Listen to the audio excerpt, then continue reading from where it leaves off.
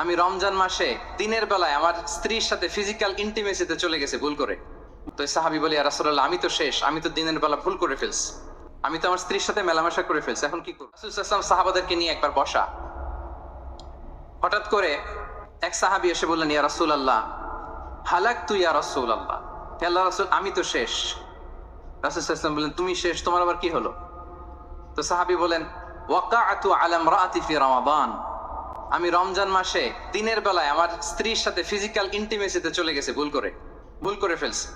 আমরা জানি যে রমাদানে আমরা কিছু কাজ করতে পারি না। সিয়ামের সংজ্ঞাই হচ্ছে আসওমু ওয়াল ইমসাক আনিল আকলি ওয়াশ শুরবি ওয়াল জিমাই মিন তুলুইল ফাজরি ইলা গুরুবি শামসি মা'আন নিয়া, মানে রোজা হচ্ছে এটা এমন ইবাদত, সূর্যোদয় থেকে সূর্যাস্ত পর্যন্ত না খেয়ে থাকা, কোনো কিছু পান না করা, এবং দিনের বেলায় বিবাহিতরা তাদের স্ত্রীদের সাথে ইন্টিমেসিতে যেতে পারবে না। এটা যদি কেউ মেনটেন করে, এটা হচ্ছে সিয়াম।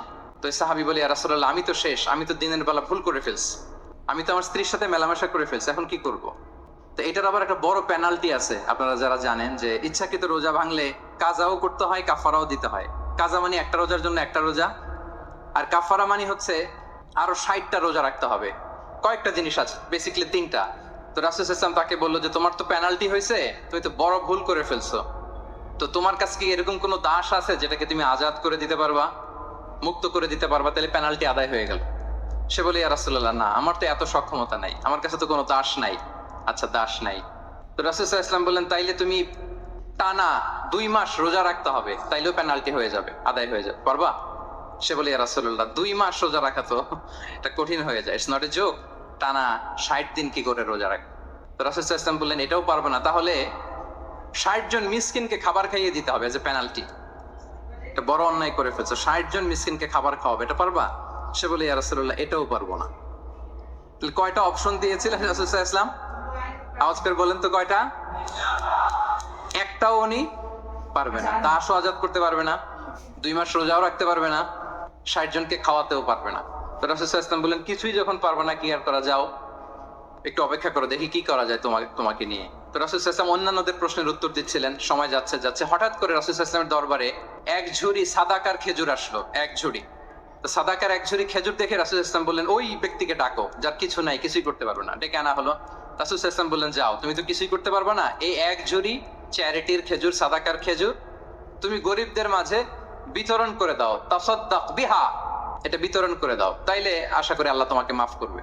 তো এই সাহাবী বলে, ইয়া রাসূলুল্লাহ, আলা আফকারা মিন্না ইয়া রাসূলুল্লাহ, আমার চেয়েও গরিব কাউকে খুঁজে বের করে দান করতে হবে? রাসূল সাল্লাল্লাহু আলাইহি ওয়াসাল্লাম বললেন, হ্যাঁ, গরিবকেই তো দিতে হবে। তো উনি বললেন যে, রাসূলুল্লাহ, পুরো মদিনার তল্লাটে আমার চাইতে গরিব কেউ আর নাই, আমি সবচাইতে গরিব। ফাদাহিকা রাসূলুল্লাহ হাত্তা বাদাত আনিয়াবু, এই কথা শুনে রাসূল সাল্লাল্লাহু আলাইহি ওয়াসাল্লাম হেসে দিলেন। এত হেসে দিলেন যে রাসূল সাল্লাল্লাহু আলাইহি ওয়াসাল্লাম এই পাশের চোয়ালের দাঁত দেখা গেল। এত বেশি হাসেন না উনি, নিজেকে ধরে রাখতে পারলেন না, হাসি আটকে রাখতে পারলেন না। ফাদাহিকা রাসূলুল্লাহ, হেসে দিলেন। হাত্তা বাদাত আনিয়াবু, ওনার দাঁতের এ পাশ ও পাশ দেখা গেল। তো রাসূল সাল্লাল্লাহু আলাইহি ওয়াসাল্লাম বললেন, যাও, দাস মুক্তি করতে পারবা না, 2 মাস রোজাও রাখতে পারবা না, তারপরে 60 জনকে খাবারও খাওয়াতে পারবা না, এখন দিলাম চ্যারিটির এক ঝুড়ি খেজুর, এটা গরিবদের মধ্যে দান করে দাও। তুমি বলো যে তোমার চেয়ে গরিব আর কেউ নেই, তো কি করা, যাও, তুমি তোমার ফ্যামিলি নিয়ে এটা খাও, তোমার ফ্যামিলির মেম্বার্স যারা আছে এদেরকে নিয়ে এটা কি করো, খাও। দেখেন আমাদের সুবিধা অসুবিধাকে ইসলাম কতটা বিবেচনায় নেয়। আসছিল পেনাল্টি দিতে, কথা বুঝতেছেন আমার? ওই সাহাবী রাসূল সাল্লাল্লাহু আলাইহি ওয়াসাল্লামের কাছে আসছিল কি দিতে? পেনাল্টি। এখন নিয়ে গেল কি? এক ঝুড়ি। আল্লাহু আকবার পড়বেন না? দিস ইজ আওয়ার ইসলাম, যেটা নিয়ে আমাদের প্রাউড ফিল করা উচিত। কি বলেন? আমাদের যে ধর্ম জ্ঞানের কথা বলে, আমাদের যে ধর্ম মানবতার কথা বলে, আমাদের যে ধর্ম এমন বিধান দেয় যেটা মানতে পালন করতে আমাদের কষ্ট হয় না, বরং আমাদের সুবিধা অসুবিধা বিবেচনায় নেয়, সে ধর্ম নিয়ে, সে ইসলাম নিয়ে আমাদের প্রাউড ফিল করা উচিত কিনা বলেন? শুনি নাই আমি, ইয়েস অর নো?